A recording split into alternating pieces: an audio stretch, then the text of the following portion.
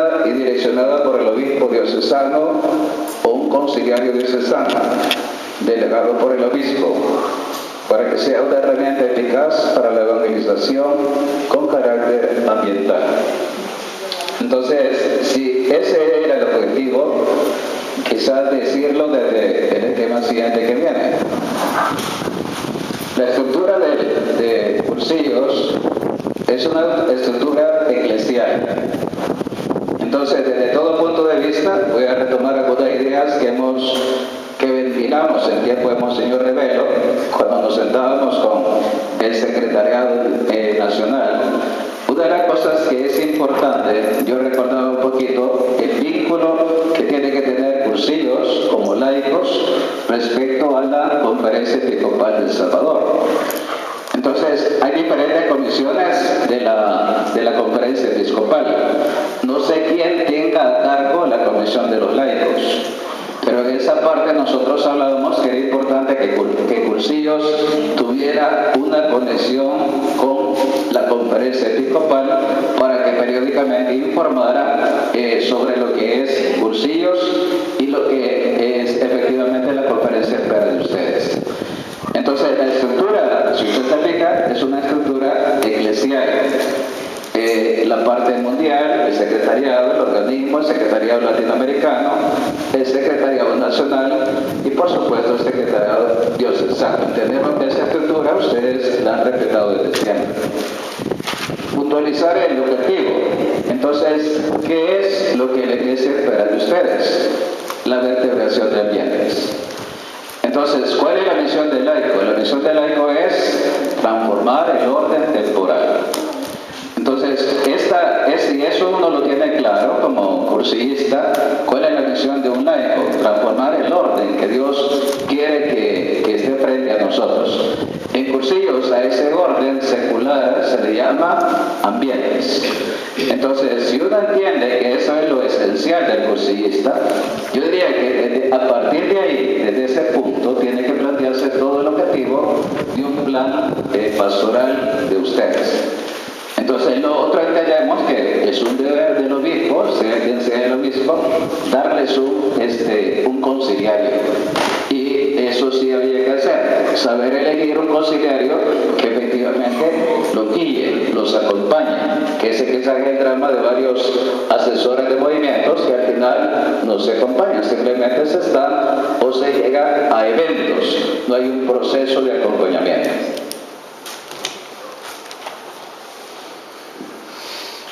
Cuando nosotros hablamos de transformar el orden temporal, ponga atención a lo que voy a decir, de esto les voy a dar el esquema.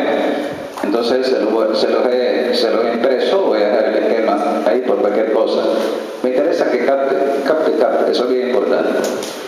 Voy a usar el esquema porque así es más fácil retener lo que hay que tener aquí y llevarlo a la vida. Entonces, ¿cuál es el problema de la Iglesia actualmente? Yo le decía la frase del Papa Francisco: vivimos una profunda crisis sobre la persona humana.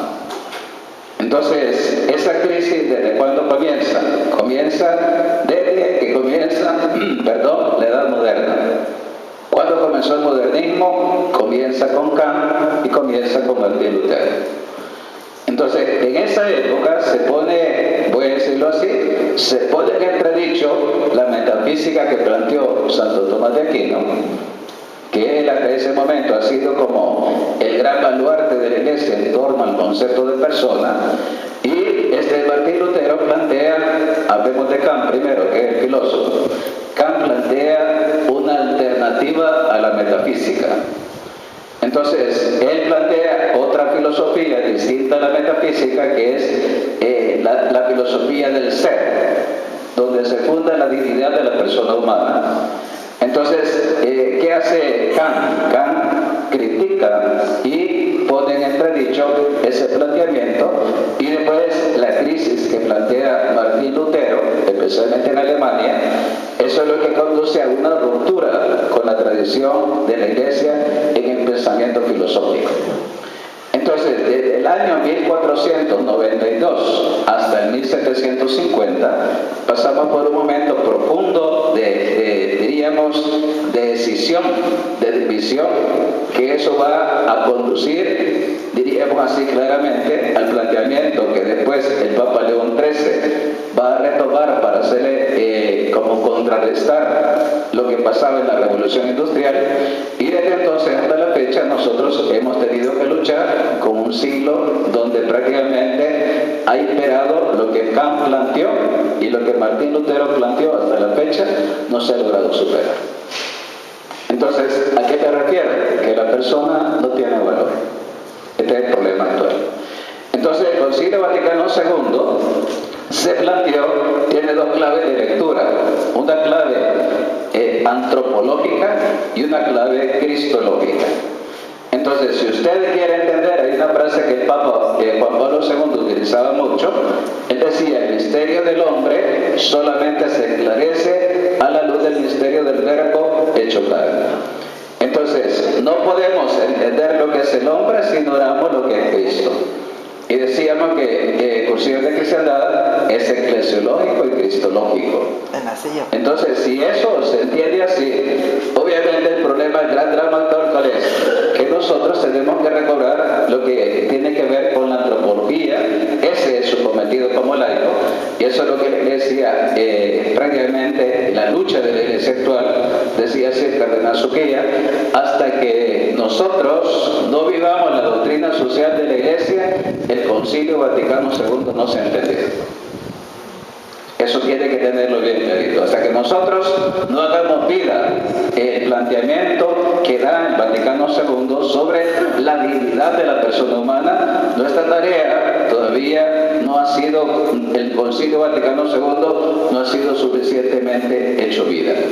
Entonces, ¿a qué vamos? A este punto. Yo comentaba un poquito en el rollo que daba en la parroquia este tema. Entonces, la primera parte, este aporte que dice ahí que la persona, eso lo dijo Santo Tomás de Aquino.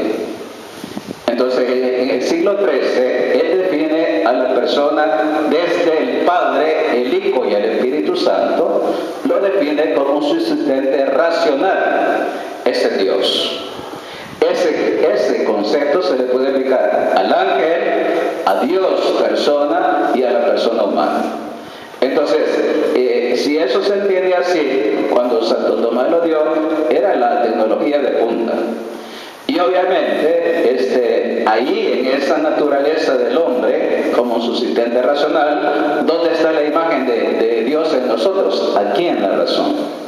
Dentro del componente espiritual, ahí está la imagen de Dios en nosotros. Y ahí está la persona, ahí arranca la persona. Entonces, ¿qué es lo que el hombre lleva dentro de sí? Lleva la capacidad de ser don de sí mismo y de entrar en comunión. Entonces, ¿eso de dónde arranca? De la naturaleza misma del hombre, no está fuera de él. Entonces, hasta que el hombre no sale de él mismo y entra en comunión, no es plenamente hombre. Es algo, es una persona más o menos desdibujada, pero no alcanza su plenitud ni su gran dignidad. Y voy a más. Entonces, si el hombre entiende eso, cuando el hombre empieza a salir del mismo y a establecer lazos de comunión, ¿dónde se da la comunión? Cuando dos personas están dispuestos a hacer dos, donde sí mismo las dos, no una. Entonces, no se establecen lazos de comunión si eso no está bien claro en la actitud de los dos. Cuando los dos quieren, ahí hay comunidad, ahí hay comunión, si no, no se da. Entonces, Cristo vino a redimir al hombre. Entonces, Cristo vino a devolverle ¿qué? La gracia. Hasta Cristo, el de colores no existía. Después del pecado original, se perdió por el pecado de soberbia de Adán y Eva. Entonces Dios le devuelve al hombre su plena dignidad. Por eso el catecismo de la Iglesia dice: la vocación del hombre es la vida en el Espíritu. Si tú y yo no vivimos en la gracia, nuestra vida realmente no es plena. Entonces, que una persona entienda esto, que su dignidad está en vivir unida plenamente a Dios, ahí estamos ya en el orden de la redención. Y más aún, Dios no solamente quiere dar parte de lo que Él es, Él se da totalmente a sí mismo. Él busca constantemente al hombre. Entonces, ¿cómo se llaman esos dones? Dones sobrenaturales de todo tipo. Las gracias, los dones, los frutos del Espíritu son parte de la vida del hombre. Cuando el hombre alcanza esa cumbre, esa persona es sana. Entonces dice acá, fíjese esta parte es ontológica. Es una parte que va en el ser de la persona.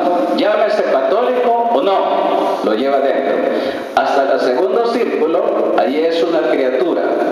De arriba desde la gracia para allá, ahí es un hijo de Dios. Por eso la tarea nuestra, ¿cuál es? Que todos sean hijos de Dios. Y eso no se consigue sin el bautismo. Entonces, Cristo viene a eso, viene a elevar al hombre. Por eso dice el cardenal Suquilla, que es el cristianismo católico. Es el estupor del hombre que descubre la grandeza del hombre. Eso es. ¿Y quién se la revela? Se la revela Cristo, hecho hombre. Por eso el Papa decía esa frase tan bonita: el misterio del hombre solamente se esclarece a la luz del misterio del verbo hecho carne. Y aquí está la otra parte. Entonces, esto hasta el siglo XX estaba, diríamos, en el patrimonio de la Iglesia de 20 siglos. Esto no se ha comprendido en un siglo. Ha llevado muchos siglos comprender eso que estoy diciendo. Entonces, este pensamiento antropológico, donde obviamente, ahí hablaba de imagen y semejanza de Dios, supone ese principio. Si no, el hombre no es persona. Si no, Dios no ama al hombre por sí mismo, sino es imagen de Dios. Lo ama porque es imagen de Él. Dios ve algo grande en Él que Él mismo le ha dado. Por eso dice el salmista, lo ama por sí mismo. No lo ama porque sea accidentalmente esto, lo otro. Lo ama por la persona misma de lo que es el hombre. Y dice acá, entonces, pero el hombre no es un ser estático, es un ser dinámico. Entonces, ese componente dinámico existencial, yo por lo menos veo ahorita, nos vemos, más o menos en 18 años, cuando yo los conozco a ustedes, hasta la fecha, ¿cuántos cambios hay dinámico existencial en ustedes y yo? Las camas, las arrugas, los dientes y lo demás, ¿verdad? Es un indigente. Yo cuando le veo, digo, claro, ya no somos los hombres de hace 18 años.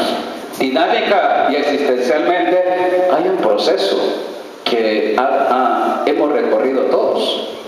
No solamente por fuera, también en el alma. Entonces, esa parte dinámico existencial del hombre, el ser no es un ser estático, es un ser dinámico existencial, se define así, Jacinto Choza dice así: cuando el hombre despliega las alas, las velas de su libertad, eso también es la persona humana. Entonces, esos dos componentes, esto ¿cómo se llama? Personalismo, que es la corriente antropológica que el Papa Juan Pablo II impulsa, especialmente con su magisterio. Ese es el aporte que el Papa Juan Pablo, cuando era Carol Botigua, dio al Vaticano II. Y que los cardenales le dijeron, por favor, si siguen esta línea, acrecientes esta investigación, porque habla de la dignidad de la persona humana. Entonces, si entendemos bien esta figura, esto es clave para un hombre de hoy. Este es el reto. Si esto es lo que nosotros entendemos, se lo voy a decir así bien claro. La doctrina social de la Iglesia, ¿qué es? Esto aplicado. Esto aplicado. El principio fundamental de la doctrina social de la Iglesia es la dignidad de la persona humana. Entonces, si esto se entiende, lo demás es claro. Y le voy a decir algo bien importante, ya que estamos acá, que era el gran fantasma que hemos vivido, y porque cursillos en un momento determinado se cierran a ciertas cosas. ¿Cuál es el fantasma aquí en El Salvador? A mí me gustaba hoy en el Congreso Eucarístico, lo dijo un jesuita el viernes del Congreso a los demás religiosos el día viernes. Y dijo así: ¿no será que nosotros nos hemos ideologizado? Hemos dejado de lado el cristianismo y nos hemos ideologizado. Y decía él, yo el primero, decía él. Y era un jesuita, y le digo a los jesuitas de la UCA, ustedes bien saben esto de que los religiosos nos hemos ideologizado. Monseñor Rivero y Monseñor Astorga, el drama que viven es saber si hay alguien que se mantenga objetivo e imparcial. ¿Cuál es el problema de la ideología? Escuche, esto no es, y la doctrina social de la iglesia está por encima de eso. ¿Cuál es el problema? Que las ideologías quitan, para hablar de la persona, hay tres puntos clave: protología, historia y escatología. ¿Cuál es el drama de las ideologías? Liberal y marxista. ¿Cuál es el drama? Que quitan la escatología.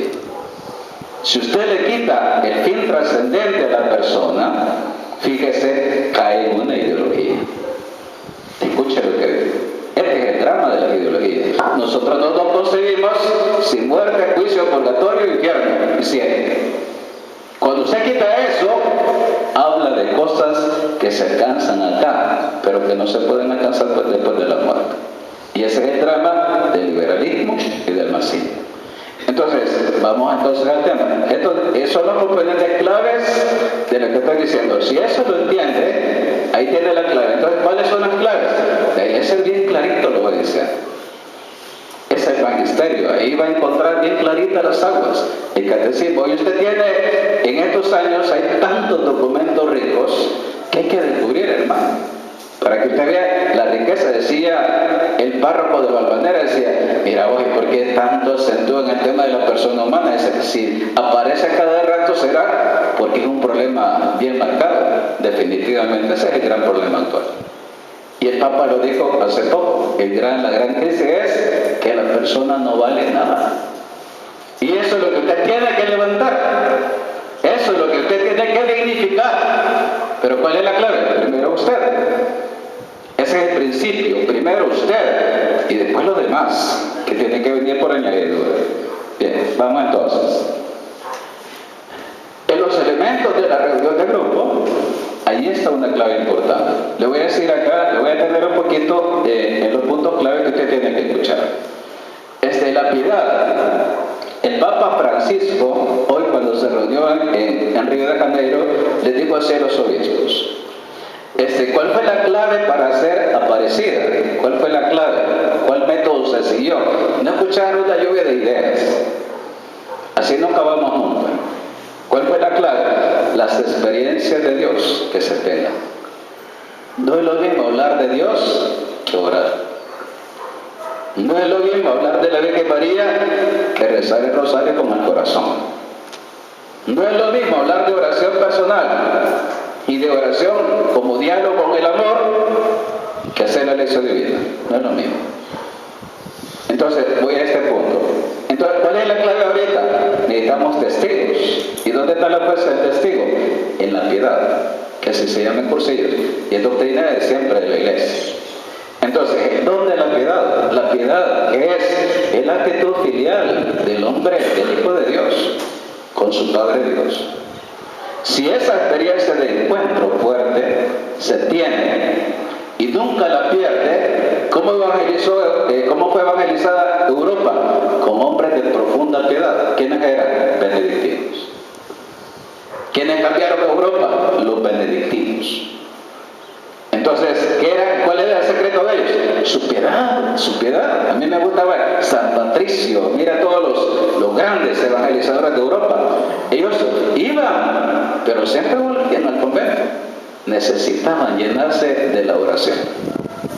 ¿Qué es un cursillista sin oración? ¡Nada! Es uno más afuera.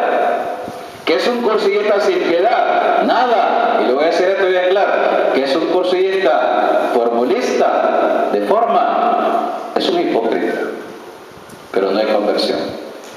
Entonces dice acá, la piedad, vida interior, vida del espíritu, Dios dentro de mí. Eso es lo que te hace grande a ti y a mí. Y dice después, la gracia santificante, crecer.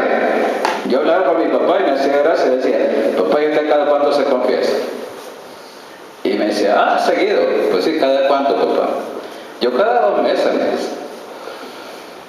Yo le digo, papá, fíjese que yo me confieso cada semana. La misma pregunta le digo a usted, y no me voy a casaquear, ¿verdad? ¿Cada cuánto se confiesa? No me diga que cada mes porque ya sabe. Es casaca. No vale para un cursillista. Cada semana, hermano. Y después dice, el don de sí, así la comunión. Cuando usted vive unido a la oración, hay experiencia de encuentro, es más fácil que usted se dé a los demás. Porque usted bebe en el manantial el don de Dios para usted. Ejemplo concreto, en la confesión, donde me abraza mi Padre Dios. Ahí.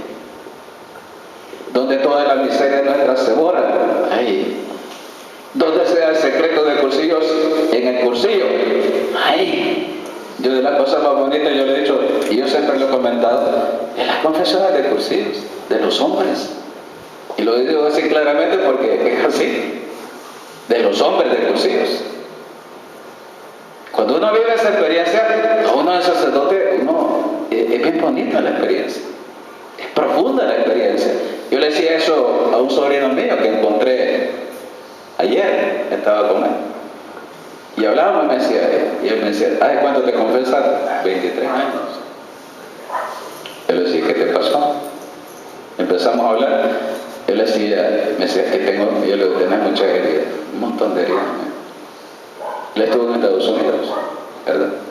Entonces yo le digo, mira, todo se borra ahí.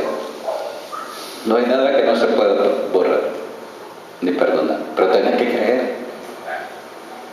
Y quedamos así, picados para hablar luego, confesar.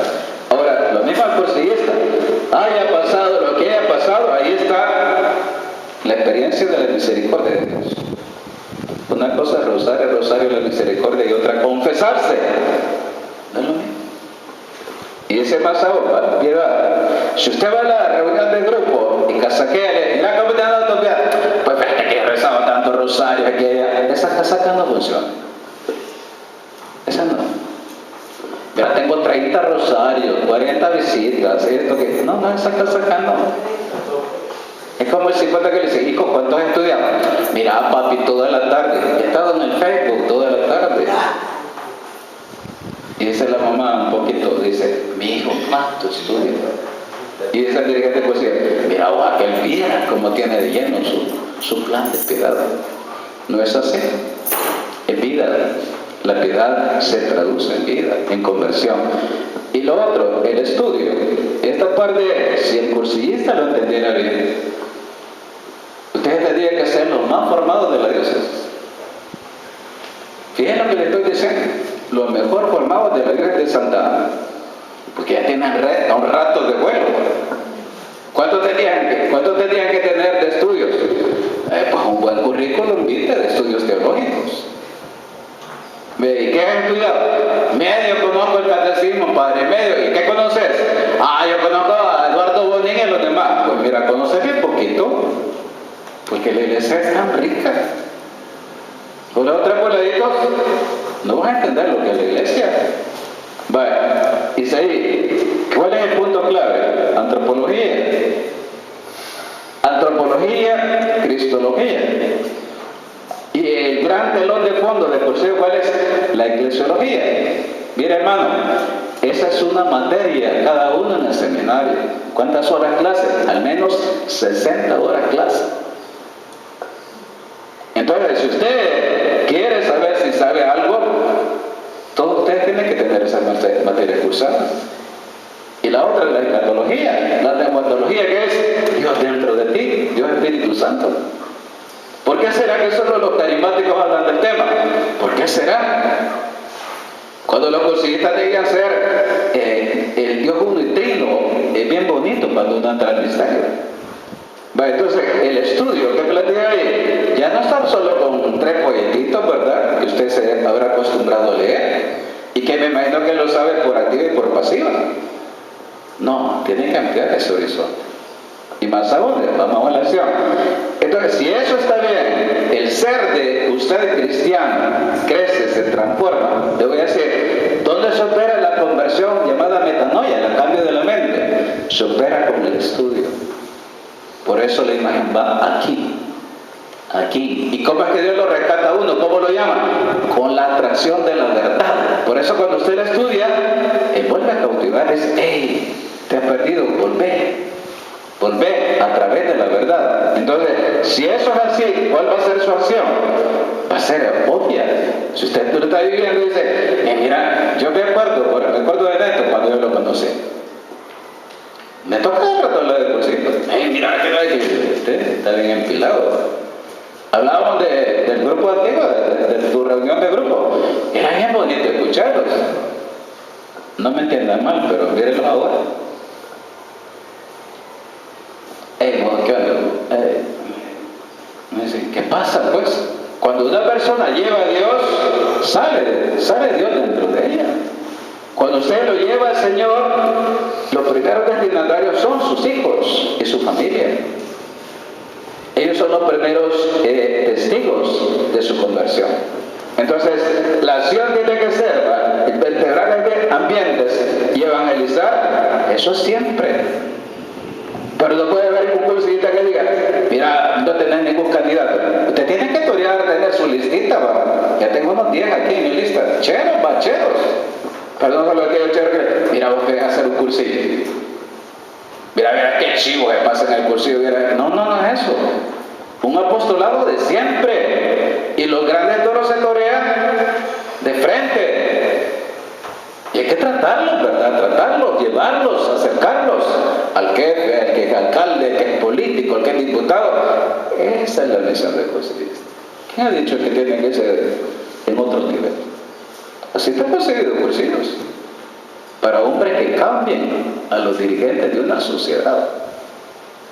Bien, entonces si ya vemos ahí el trípode famoso, que la clave de la reunión de grupo tendría que ser algo que a ustedes los cuesta. Un primer tema, ¿verdad? Pues en su plan pastoral, este tema es clave.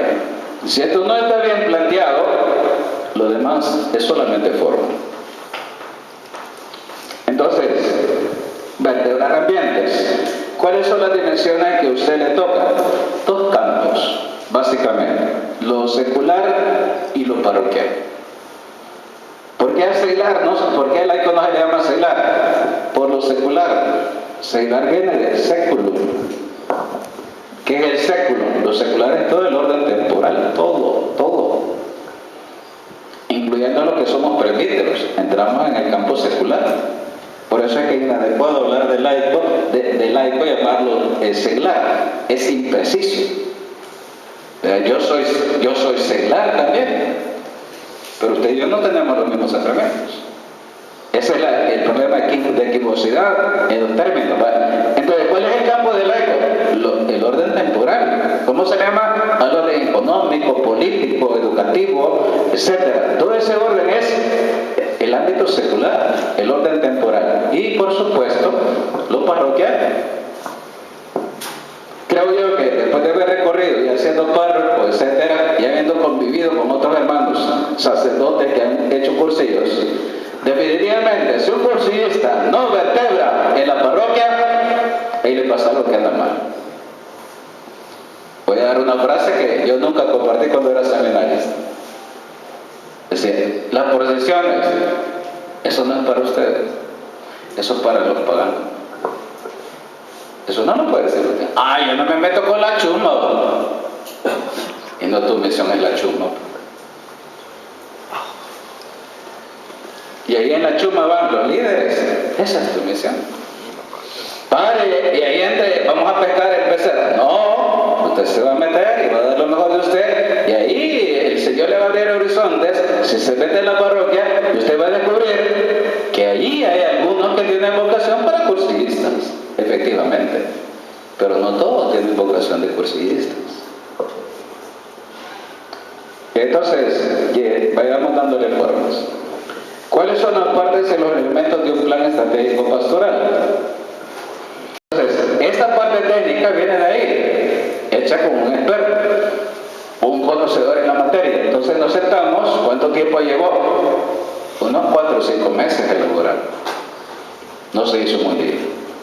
Hay que trabajarlo, hay que pulirlo, hay que ventilarlo, pues no hay que ventilarlo, etc. Entonces, ahí aparece un poquito y vamos a lo concreto. ¿Cuáles fueron los ejes de intervención que se plantearon?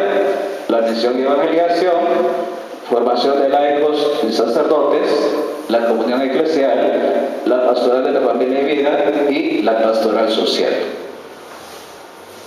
Eso nos planteamos hace un poco más de 5 años. Entonces, eso obviamente hay que ponerle patas y estructurarlo, ¿verdad? Así. Entonces, ¿cuáles eran los ejes pastorales transversales? 3. Palabra de Dios, doctrina social de la iglesia y la dimensión misionera. Se supone que eso iba a recorrer toda la estructura se iba a recorrer siempre. Entonces, este es el marco, diríamos, doctrinal. ¿Cuál es el marco operativo? Esto va a quedar acá por cualquier cosa, va a quedar la copia, de esto lo va a tener para que usted trabaje. Entonces, ahí tiene un poquito, y miren los padres que estamos y los que no están. Entonces, hicimos todas estas comisiones.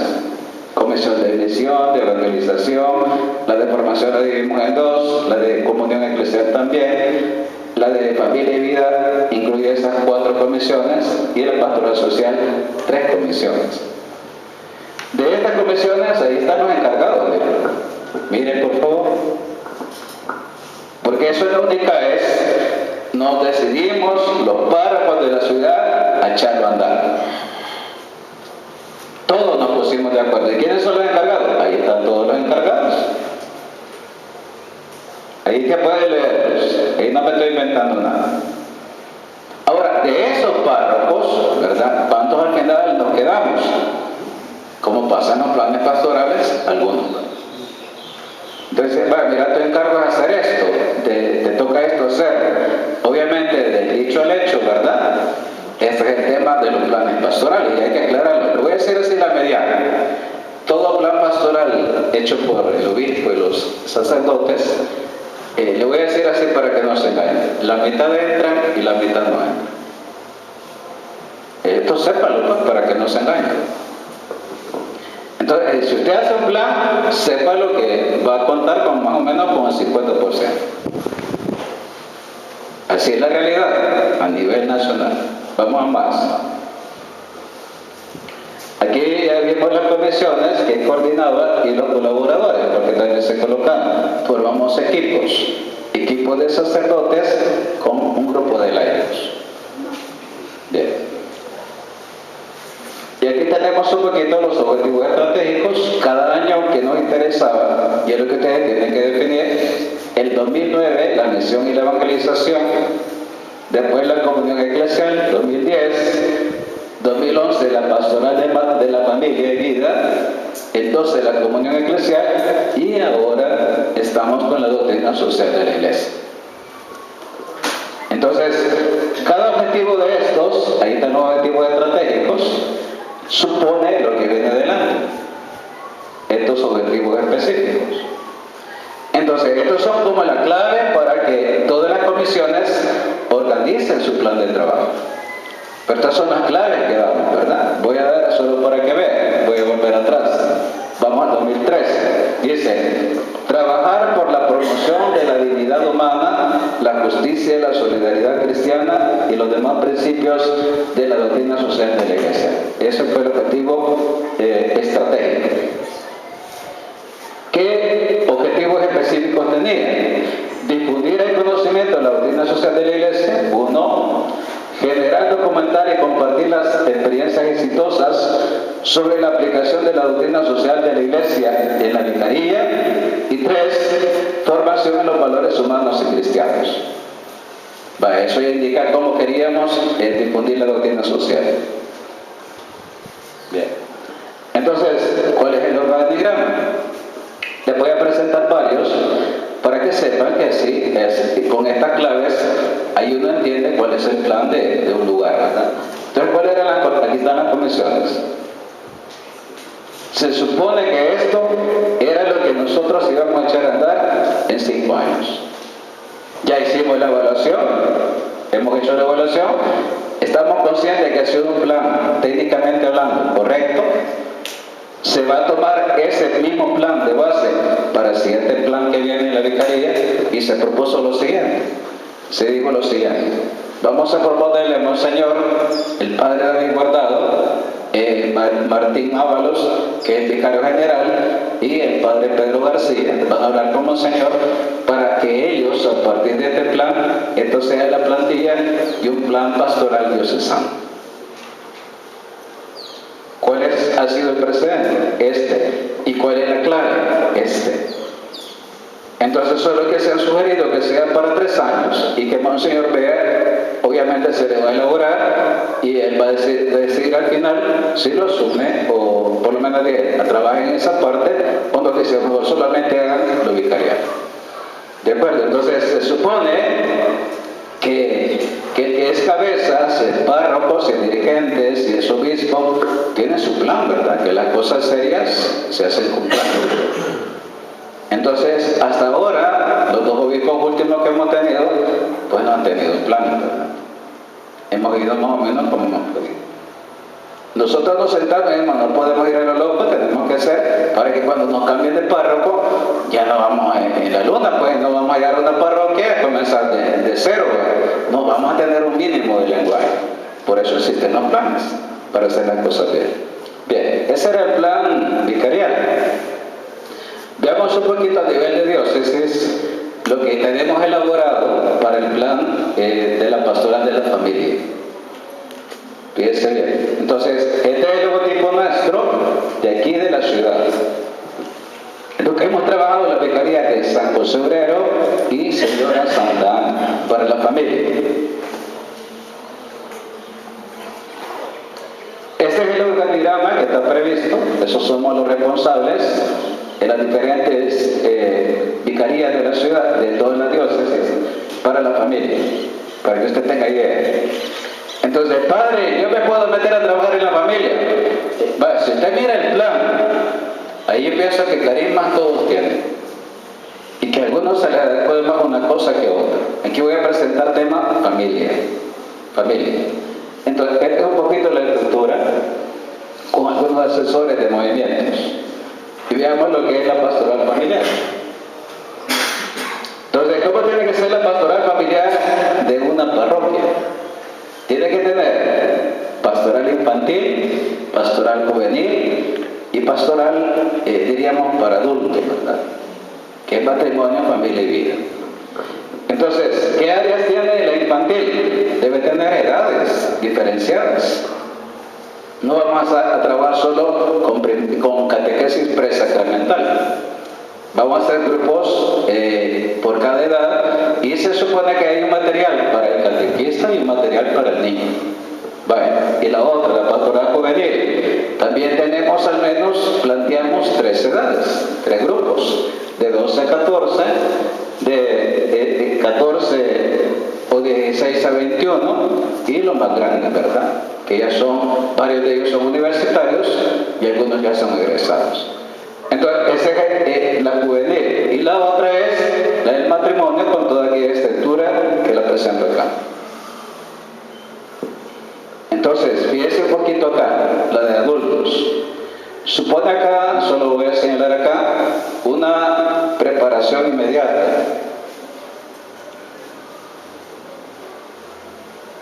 Acá. Entonces, eso es antes de casarse, de modo inmediato. Después la celebración y después el postmatrimonio. En esta del postmatrimonio tenemos esas áreas que son monoparentales, cuando solo está al frente uno de los dos, los viudos, situaciones especiales, por ejemplo, hijos discapacitados, hay problemas, por ejemplo, algunas irregularidades, por ejemplo, segundas nupcias, o por ejemplo, problemas de vicio, ¿no? Que también los hay. Entonces, después seguimos pequeñas comunidades familiares, grupos pro vida, y hay centros que se crean. Nosotros ahorita estamos promoviendo acá un centro de orientación familiar, que lo tenemos en la que era antes la clínica Hermano Pedro, que es para la diócesis. Entonces, con estos, esa estructura es, esto es lo que se llama la pastoral familiar. Y esta está prevista para toda la diócesis. Y es una propuesta que ya dentro de poquito se le va a presentar a Monseñor para que la corrija, pero básicamente el organigrama no cambia, ¿verdad? Muy bien. Aquí entiende la preparación inmediata. Hemos visto un poquito algunos de los temas que tienen que ser como las charlas prematrimoniales. ¿Cuáles son, por ejemplo? La catequesis litúrgica, método Billings, atención.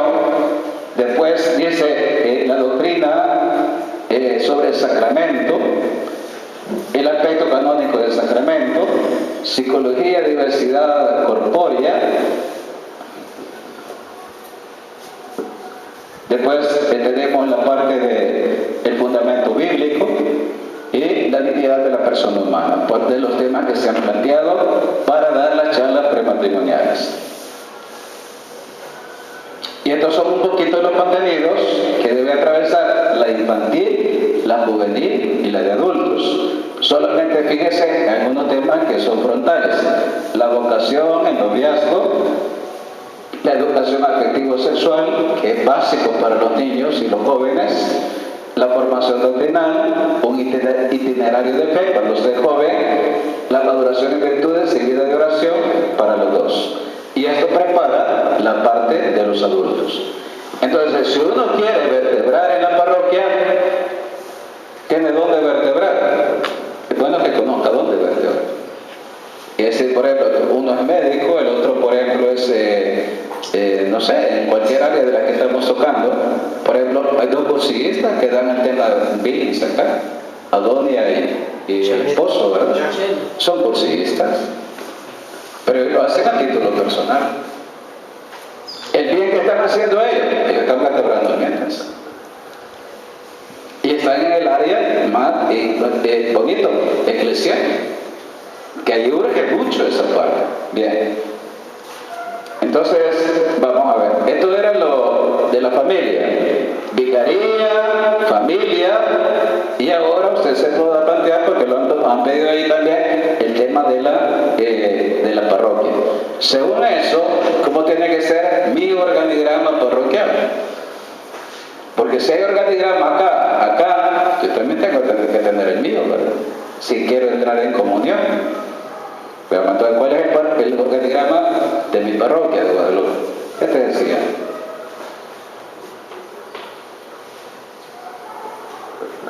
Entonces, el nuncio apostólico nos decía así: ¿cuál tiene que ser la prioridad? La pastoral familiar. Entonces me dice: padre, yo soy cursista, ¿en qué le puedo ayudar? Ahí quédeme. Y hay que ver los carismas, lo que Dios le ha dado, y ahí se le dice: mire, tal cosa, ahí puede ayudar. Bien. No sé si hay alguna inquietud ahorita, antes de entrar a eso. ¿Alguna inquietud? Bueno, vamos entonces a la propuesta.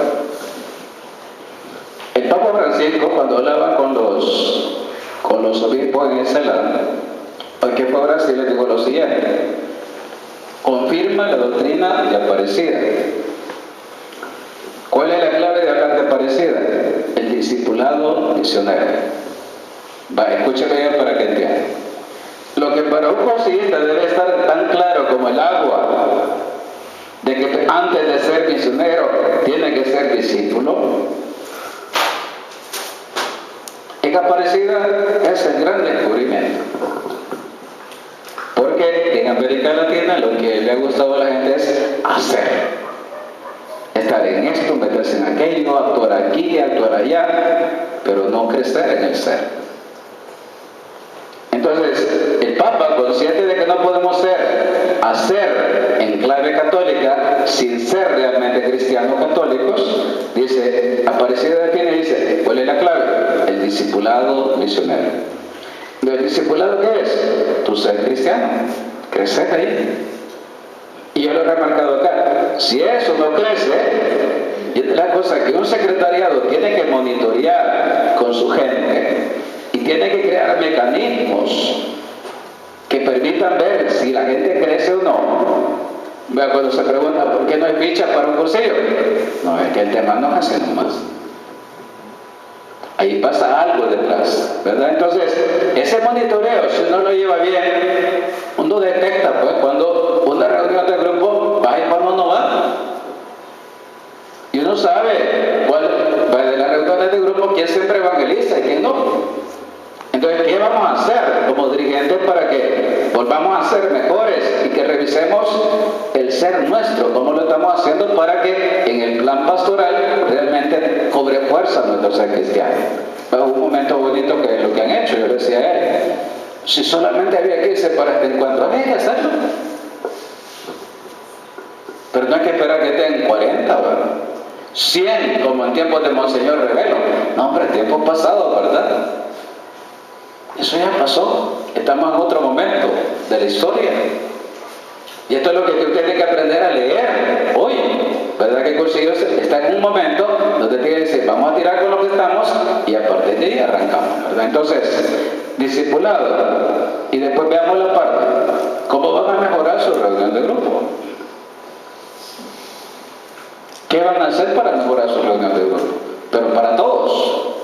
Para todos. Después, en la formación. Y eso es lo que le voy a plantear. Y con el cariño que lo tengo, escuchen. Hasta ahora, Cursillos de Cristiandad ha trabajado en una formación ad intra. Pero no tiene una formación ad extra. Hacia afuera. A Cursillos, le voy a decir lo que manejábamos en San Salvador, con Toño Puñeda y compañía.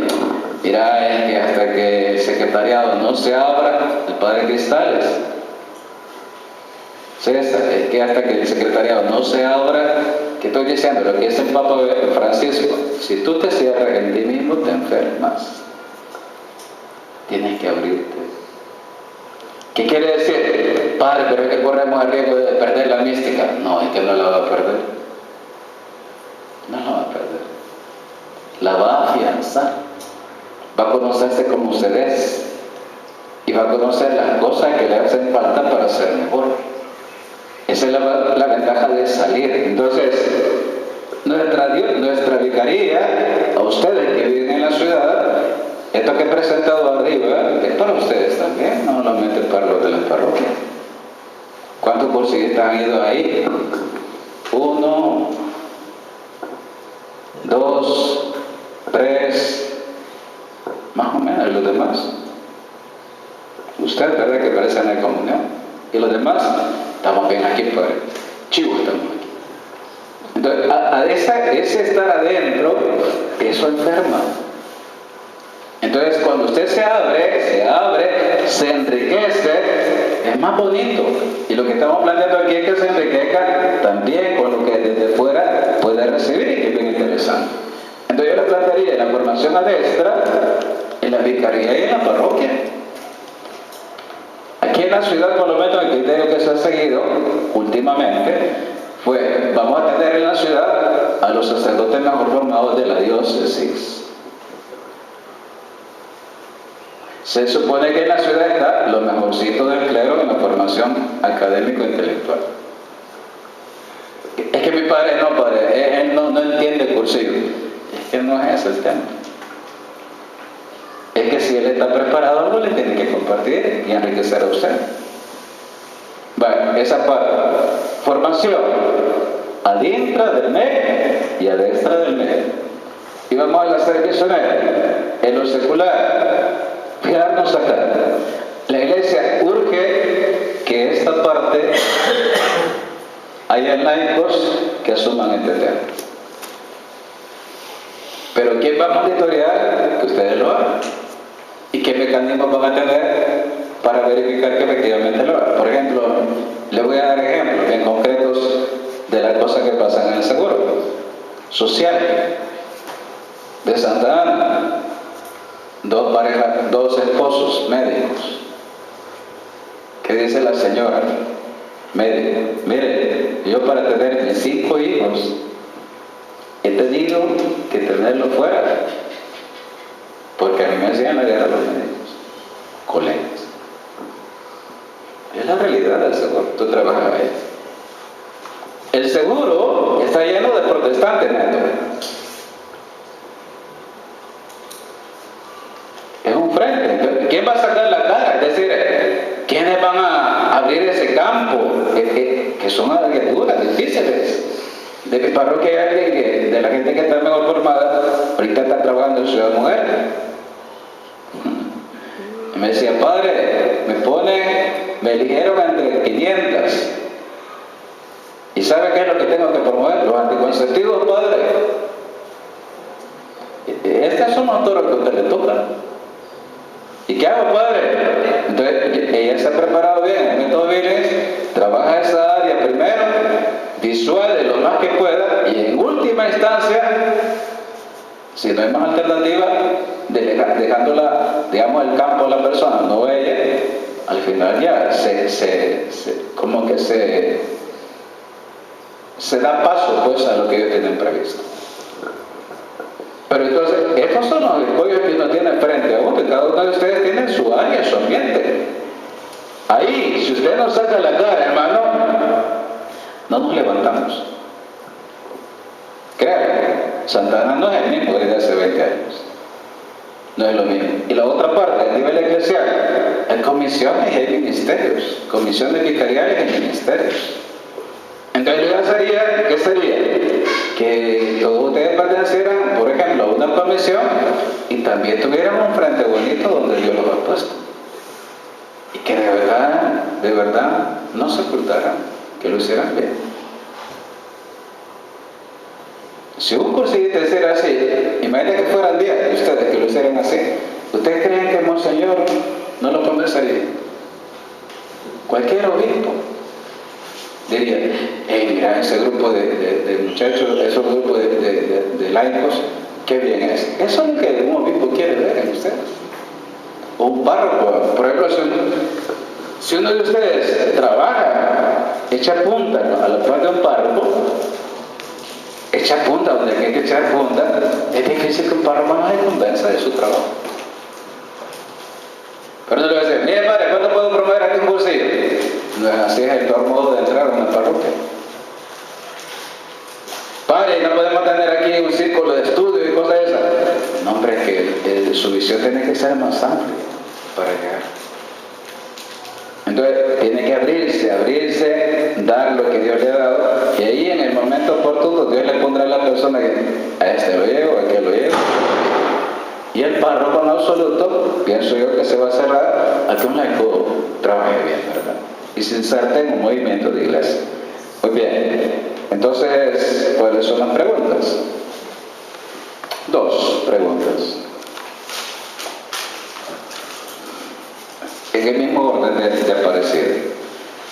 A nivel de discipulado que ejercer, ¿cómo podemos mejorar la calidad de la reunión de grupo y la formación de cada cursillista?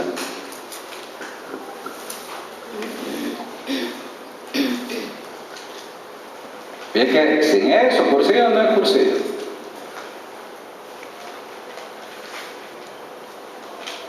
Y tienen un montón de regulados para crecer. Bonito, ¿verdad? Cursillo tiene muchos momentos bonitos. Que un encuentro, que este encuentro de mentalidad, que la ultraía, tantas cosas. 2. A nivel misionero, ¿qué indicadores voy a emplear para verificar mi testimonio secular y eclesial?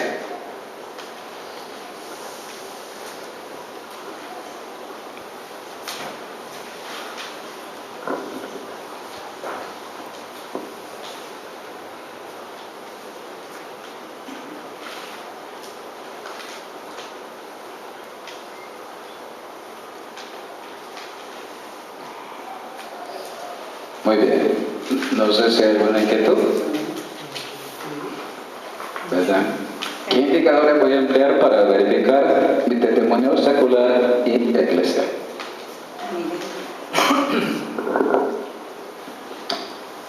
Dios quiera que ustedes puedan presentarle al obispo un plan pastoral como esto. Bien lo que le presentamos, eso ya quedó impreso. Este año vamos a imprimir el de familia. Ya van a ver, más o menos son 10 páginas. Lo ideal sería ver uno de cursillo. Eso es su carta de presentación. Digamos, Monseñor, revíselo, corríjalo y apruébelos si a usted le parece. ¿Verdad? Un plan quinquenal bonito, que diga, vamos a empezar por aquí, por acá, y también comenzaría con un estudio de ambiente al interior de usted. Yo le decía a él, tal vez ya cerrando, ¿verdad? Decía, ustedes necesitan dialogar con nosotros, los sacerdotes, el alma de la cristiandad. Pero hablen con el alma, no con el cuerpo, ¿verdad?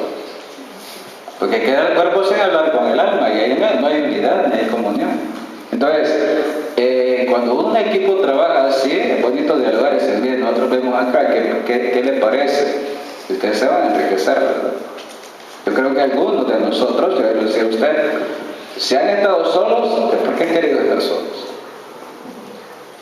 Fíjense bien. Esto no es cuestión de que me ponga el obispo, no. Es querer dar amor. No es cuestión de otro tipo. ¿Verdad? Si somos amigos de verdad, vamos a hacernos el bien mutuamente. Así es. Entonces, ustedes necesitan, claro que necesitan el apoyo de nosotros. ¿Verdad? Y no es por nada, no es a cambio de nada. No, es que somos iglesia. Pero ahora, sí es importante el diálogo, invitar, decir, el que ustedes son los dirigentes de acá, sentarse y decir, mire, nosotros pensamos, dialoguemos, ¿qué sugieren? Nosotros vemos esto, ¿qué les parece?